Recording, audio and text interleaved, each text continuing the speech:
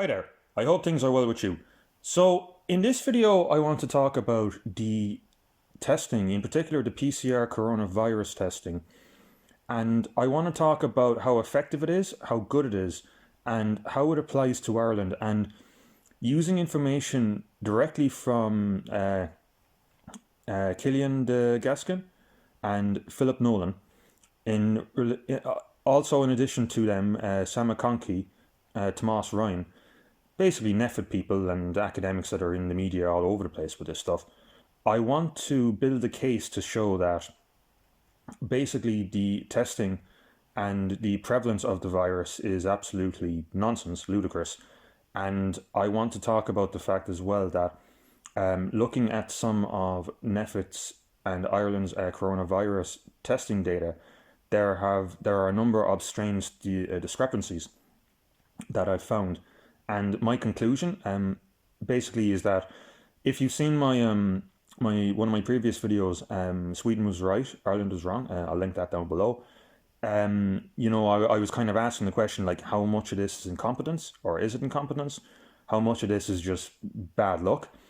And how much of this is actual people trying to conspiracy, maybe people trying to cover their tracks?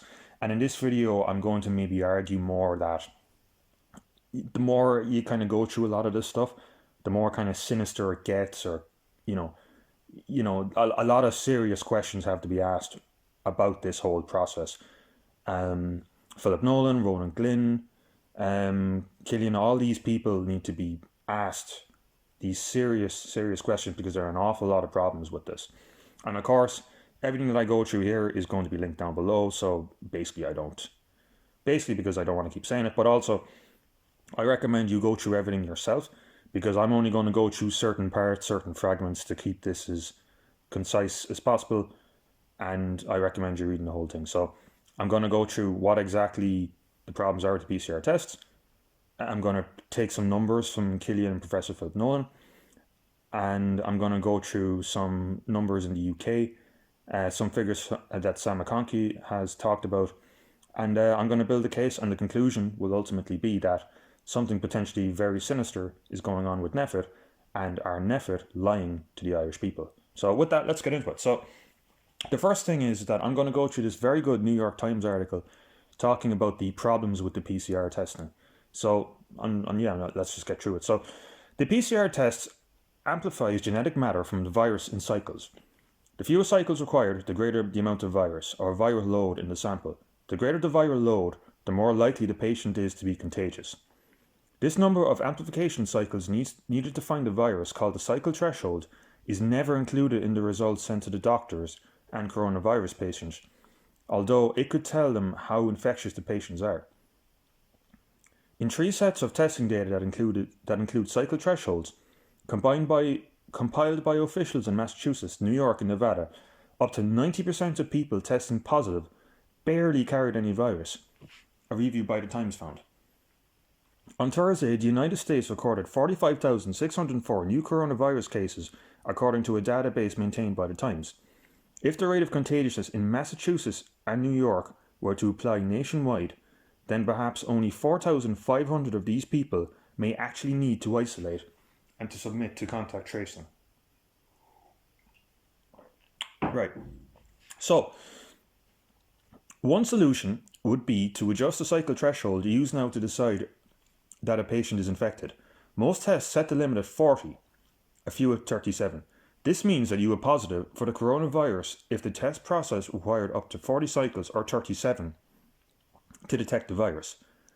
Tests with thresholds so high may detect not just live virus but also genetic fragments, leftovers from infection that pose no particular risk, akin to finding a hair in a room long after a person has left, Dr. Mina said.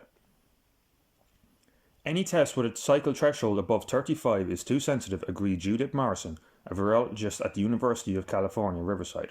I'm shocked that people would think 40 could represent a positive, she said. A more reasonable cutoff would be 30 to 35, she added. Dr. Mina said he would set the figure at 30 or even less. These changes would mean the amount of genetic material in a patient sample would have to be 100-fold to 1,000-fold that of the current standard for the test to return a positive result, at least one worth acting on. So Basically, what that means is that the amount of DNA doubles in every cycle. So from around 30 to 35, you're going to get like a 100-fold increase, and from 30 to 40, you're going to get a 1,000-fold increase. And that's huge, and that's very important to what Killian talks about later on. So I just want to make a note of that there. So the Food and Drug Administration said in an email statement that it does not specify the cycle threshold ranges used to determine who is positive, and that commercial manufacturers and laboratories set their own. Right? Skipping down a bit, the CDC's own calculations suggest that it is extremely difficult to detect any live virus in a sample above a threshold of 33 cycles. Officials at some state labs say the CDC has not asked them to know threshold values or to share them with contact tracing organizations. For example, North Carolina State Lab uses the Thermo Fisher coronavirus test, which automatically classifies results based on a cutoff of 37 cycles. A spokeswoman for the lab said testers did not have access to the precise numbers. Scrolling down, it's just kind of mind-blowing to me that people are not recording the CT values for all these tests, that they're just returning a positive or a negative, said Angela Rasmussen, a virologist at the Columbia University in New York.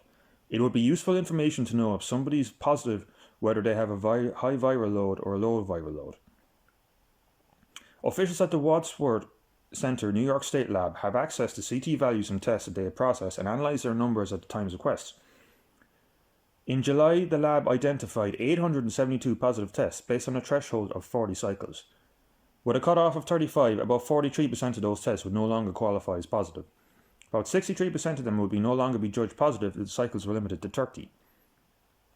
In Massachusetts, from 35 to 90% of people who have tested positive in July, with a cycle threshold of 40, would have been deemed negative if the threshold was 30 cycles. Dr. Mina said, I would say that none of these people should be contact traced, not one, he said. Other experts informed that these numbers were stunned. I'm really shocked that it could be that high. The proportion of people with high CT value results, said Dr. Alicia Jia, director of the Harvard Global Health Institute. Boy, does it really change the way we need to be thinking about testing. So, a couple of takeaway points from this, right? First one is that you don't get live virus, or it's extremely difficult to find live virus above 33 in terms of the cycle threshold, right? Second thing, the difference between 30 and 40 cycles could mean that 85 to 90% of the tests could be nonsense, but also in another New York lab, it was about 63%. So and this is important as well, it seems to vary between testing procedure lab, doesn't seem to be standardized, and in the more extreme case, 85 to 90% of people who tested would be negative if threshold is 30 cycles, which means that if you hear something on like RT News that says, oh, like we've got 500 cases, or let's just keep the numbers simple. Let's just say, oh, we got 100 cases, right? 90% of them could be fragments of people, virus fragments, RNA fragments of people who are not even remotely infectious anymore.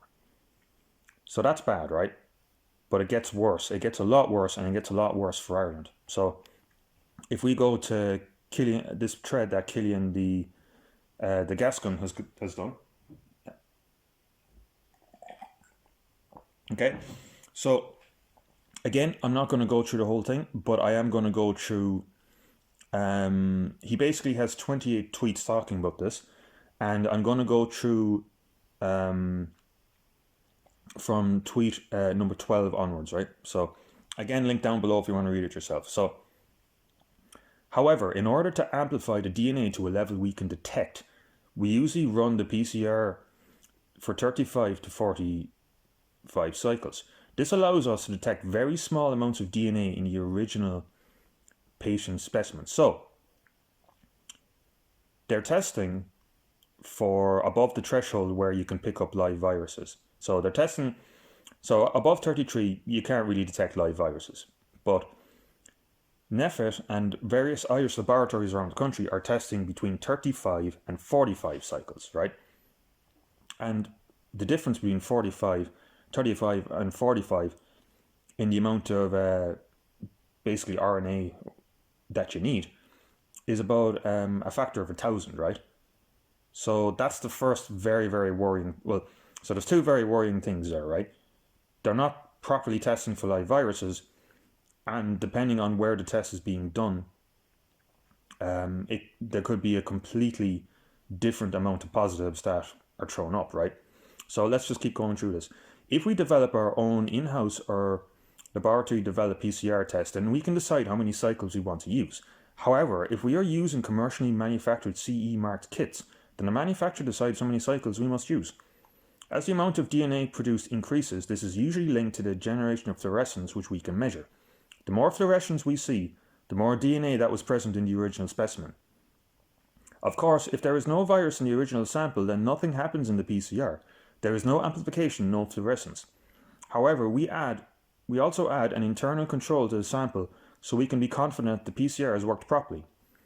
If there is virus present, we can identify positive samples based on the amount of fluorescence produced and at which cycle, from 1 to 45, the fluorescence becomes detectable, i.e. when the amount of fluorescence crosses a predetermined baseline threshold for the PCR test.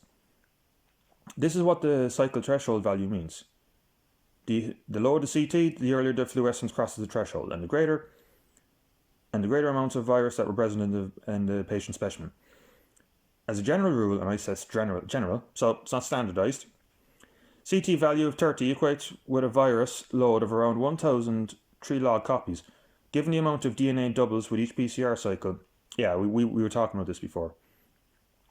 This means that in a perfectly efficient PCR, which probably does not happen that often with human specimens, CT values in the high 30s, CTs are 35 and above, suggests that there are very few copies in that specimen process. So he's just backing up what that New York Times article says. So he knows about this. They know about this. They know that testing between 35 and 45, which he admitted that Irish laboratories are doing, you're going to pick up very, very few copies, and you're not even going to really pick up live virus, right? A live virus. These very high CT values have raised questions about the infectivity of these individuals. However, a single high CT value in isolation should not be considered definite proof of anything for the following reason. A high CT value, indicating a low virus burden, does not and cannot distinguish between a virus load on the way up, e.g. in a pre-symptomatic individual, a virus load on the way down in a recovering individual, a poorly taken specimen, and a false positive result. As such, any suggestion that we should diagnose and contact trace only those with CT values of 30 and below constitutes too great a risk at this point in time. See, this is crazy. He admits that they're using a very, very high threshold. They're picking up very, very small amounts of virus. And a lot of these, virologists and all that will kind of say that, like, you only really pick up live virus above 33. So with CT values of 30 and below, but that's when you can only really pick up live viruses, right? So his point here that it's too great a risk at point of time, it isn't really. I mean, you might get the odd kind of, like, the test goes wrong, the actual, the probability that you get a positive result given that you have the virus. Of course it happens, but it's such a tiny amount, and it's not basically extrapolated out properly. So in addition, testing the same sample on different assays platforms can give different CT values reflecting differences in the target detected and the chemistry of the test used. As such, repeat examples from an infected person should be treated in the same lab each time. This is huge, right? This is a huge one because,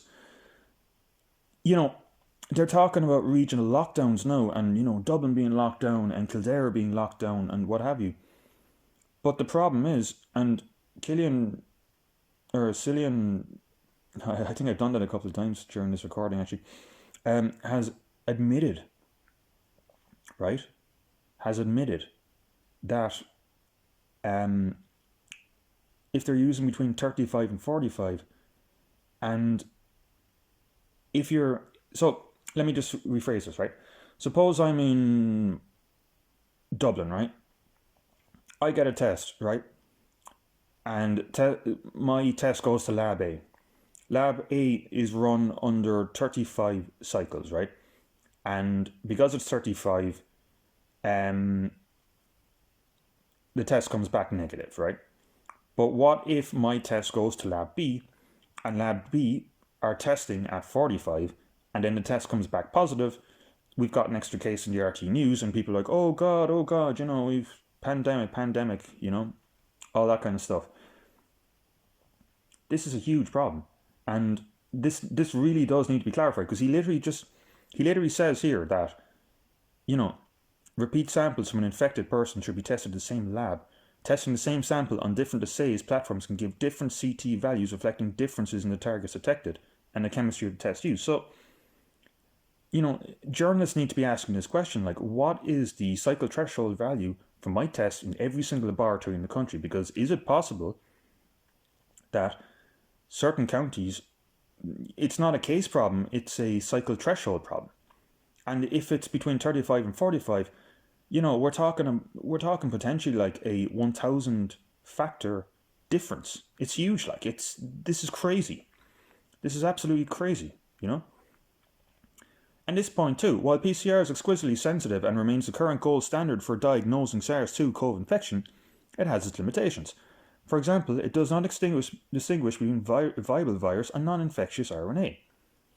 So when they report cases, we don't know if there's a consistent framework to the testing, and we don't know, and they're testing for very, very small amounts, and we don't know how many of those people are actually infectious, how many of those people actually have the symptoms and don't have the symptoms. And this is what RT are reporting every single day, right? But it gets worse than that. This can be challenging for the management of some individuals infected with SARS-CoV-2, as RNA can remain detectable, albeit at lower levels, for a number of weeks and sometimes months following the original infection. In addition, PCR assays may generate a non-specific or false positive result. These are uncommon, occurring at the rate of somewhere in the regions of 1 to 3%. However, the larger the number of tests that is performed, the larger number of false positive results. So they know that if you test more, you get more cases, you get more false positives. Now, I just want to note this slide here, or this tweet here, because this number here, this is the probability that you have a positive result given that you actually have the virus, right?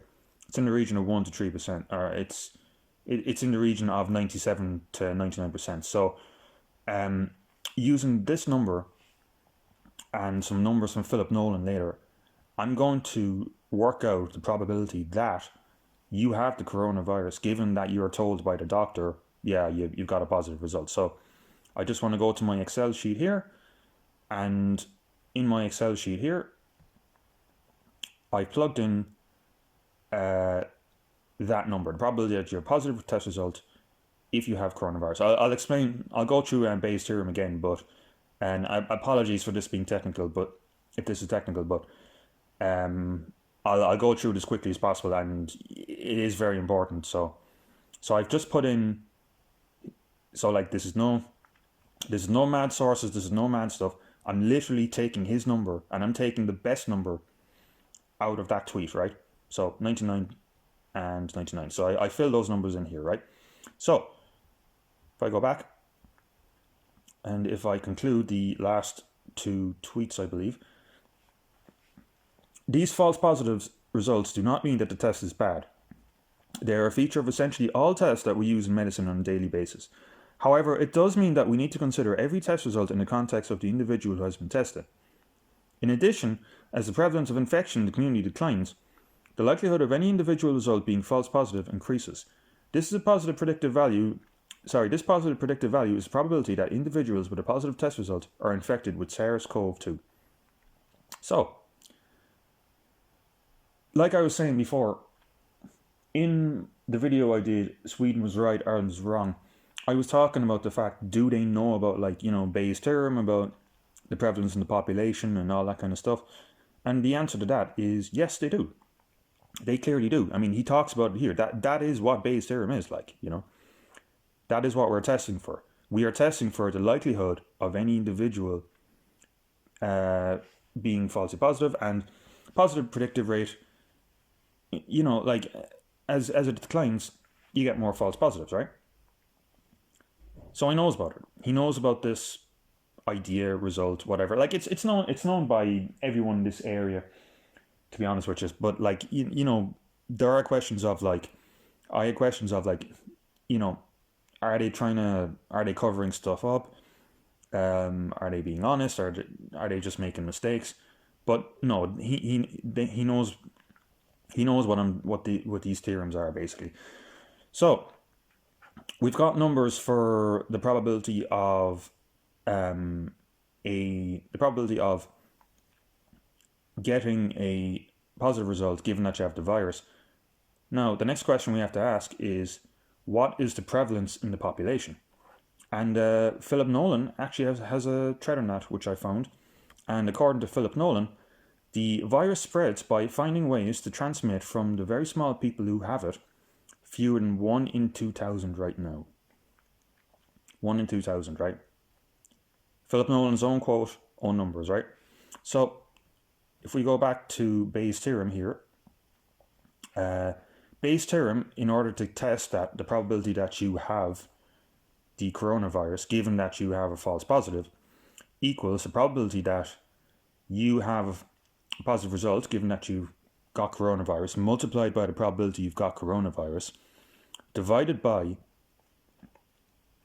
the probability that you've got a positive result, given that you've got coronavirus, multiplied by the probability you've got coronavirus, plus the probability that you have a positive result, given that you're disease-free, multiplied by the probability that you are disease-free. So, Philip Nolan said less than 1 in 2,000, but I put in 1 in 2,000 anyway. I rewrote this formula. This is an example I was using. Ireland was right, Sweden was wrong, and I was talking about like half the cases are false positive. When you put in Philip Nolan's numbers, and when you put in Cillian's numbers, or Cillian's numbers, or whatever, you get the probability you have the virus, if you get a positive result, is 5%. So, 95% of all coronavirus tests that RTE are telling you on the news are false positives. They are the flu, they are something weird, they're nothing. So, to sum things up, they know about this stuff, they know about these numbers, they know about how this is all calculated, and they know that the tests these PCR tests can't differ between infectious and non-infectious. They've told you that. They've told you that the different laboratories in the country act differently. They've told you that the prevalence in the population is less than 1 in 2,000. They've openly talked about Bayes' theorem. And when you combine all that, like I said before, 95% of all coronavirus tests, the probability that you have coronavirus, given that you have a positive result, is only 5%. And you might ask the question then, is that calculation wrong? Is that calculation out of whack? Well, no, it isn't. And the next thing I want to show you is I'm not going to play it because of maybe copyright stuff, but I encourage you to listen to it. And I'll link that down below, obviously. Foreign Secretary Dominic Raab says a challenge while testing for COVID-19 in airports is the very high false positive rate, and adds only 7% of tests will be successful in identifying those who have the virus. So I watched that clip, and Dominic Raab openly says 93% of UK cases are false positives, which is exactly in line with my own calculation of 95% based on Philip Nolan's own numbers. And if Dominic Raab knows about this, then ministers, TDs, Simon Coveney, Stephen Donnelly, I'm completely sure that they know this as well. They know that if you go on RT and they report 100 cases of COVID today, 95% of them are not COVID, right? And the remaining 5 that actually are, well, they're picking up fragments you might have got a few months ago. And considering the 90% of those, according to the New York Times article, there could only be like one fucking case out of that 100, which is actually a proper coronavirus case. And that's where we're at. That's where we're at right now. These are the people that are in charge, and they know this stuff. They've admitted this stuff in these Twitter threads that I've kind of went through. And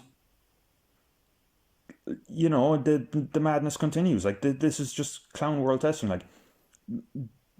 Like let's take a look at Mr. Sam McConkey, right?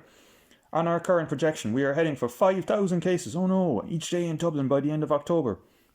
Sadly, 0.5 to 1% of those may die of it. 25 to 50 people daily, based on our past experiences. This is a guy who's on RT News all the time, and he predicted 85,000 deaths from this, right? So, and he's been accepted as a kind of like acceptable expert, but he's been systematically wrong all the time. This guy is advising the Dáil. And these other guys have been the Dáil. Nolan, Gaskin, Ronan, Glynn, they know about this stuff. They do. They do seem to know about this stuff. And if we go to another guy who keeps getting news time, Tomas Ryan, like this guy is talking about a zero COVID strategy. Like this stuff is crazy. Like, you know, based on the stuff I was talking about, you'll never get like, it's statistically impossible to get to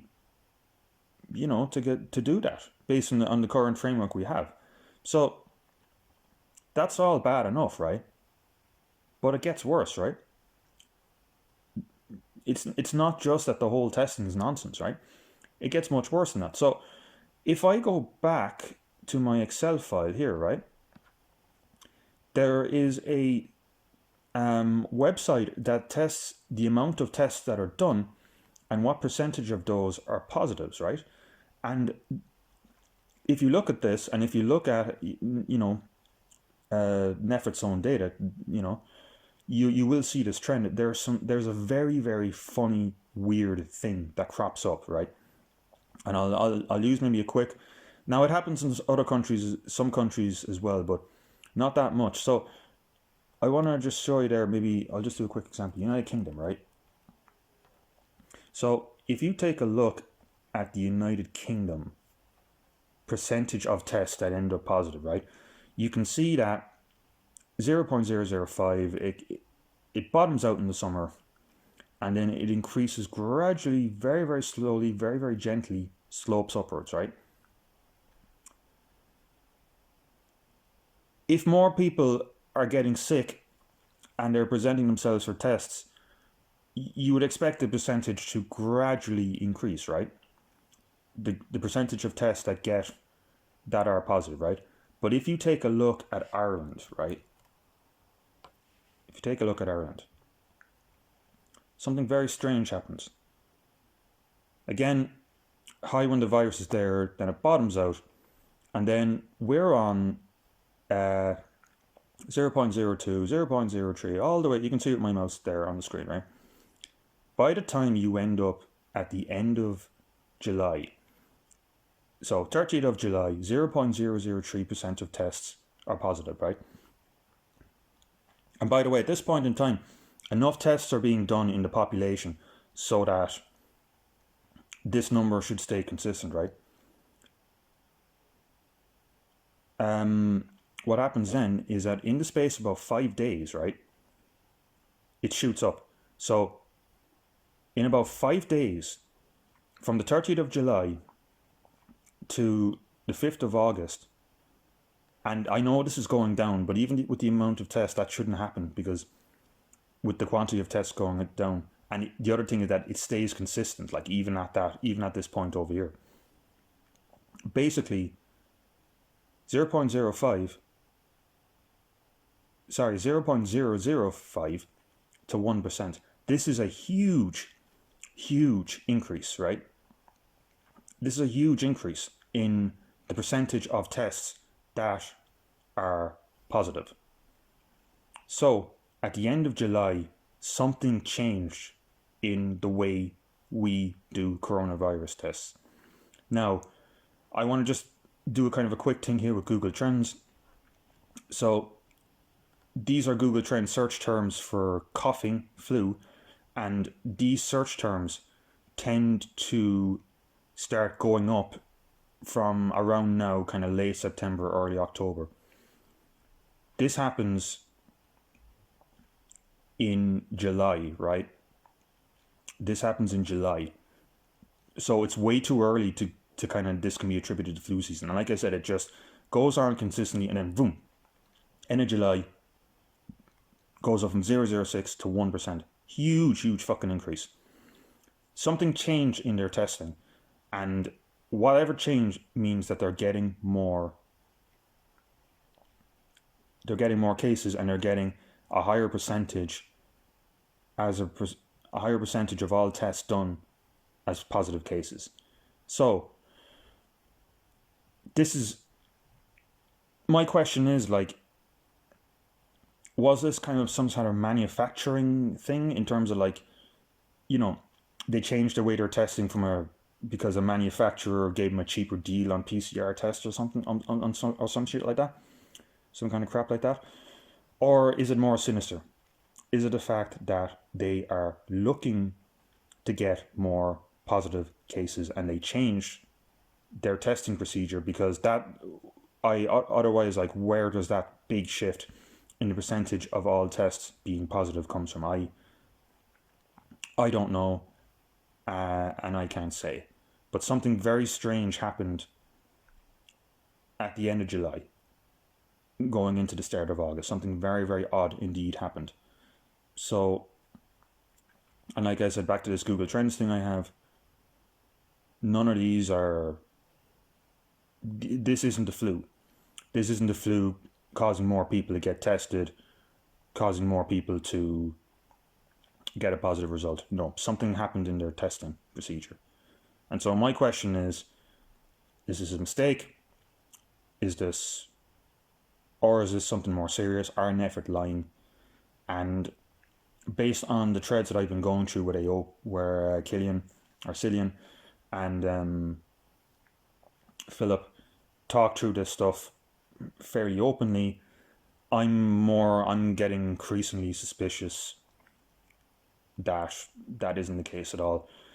And then it just goes back to this absolute nonsense, like, you know, testing for virus fragments, and the prevalence in the population is so low that, you know, you switch on RT News, the cases there, it's a nonsense number. It's a nonsense, silly number. And yeah, and that's it. And, you know, it's been coming out a bit more in the media recently. Like, Primetime ran a small feature on this, but that Swedish epidemiologist guy was doing a meeting with the Dáil as well. And it's interesting, like I was kind of talking about in the last stream I did where Winter is Coming, like I was talking about the fact that, like, a lot of people are emotionally invested in this, and even if you were to tell them, oh, herd immunity, they would say, no, you're wrong, you're bullshit, look at the studies, and it would cause a lot of damage for the government. So it seems increasingly that the government are doing kind of kite, I mean, they've been doing it for a while, but they're doing kind of kite flying stuff. They're trying to gauge the perception by talking about these guys, or, you know, talking about this more, or doing this kind of stuff. And then you've got these guys like, you know, Thomas Ryan kind of going, oh, we should finally, you know, try and hear what the other side has done. But the damage has been done, like, you know, the psychological damage, the economic damage, it's been done at this stage, like. So the whole testing structure is flawed, and something big in the way they do tests changed in July, and that could be something fairly innocuous, or that could be them trying to actively get more positive cases. I don't know, but this is a very, very strange looking graph, especially towards the end of July, and it should be looked at. Should be asked. Questions should be asked about it. Questions should be asked about all of this, but that's the way things are. So yeah, that's kind of it for me.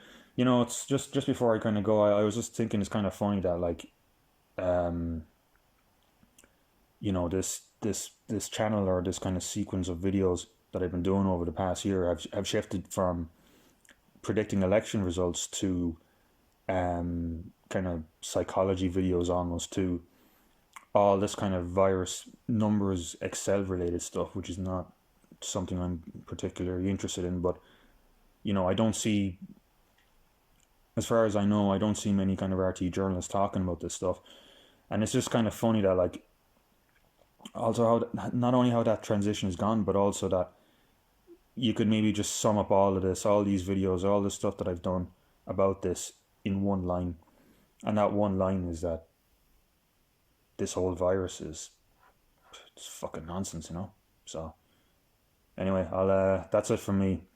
Thank you for listening, and I will see you in the next video. Bye, bye, bye, bye.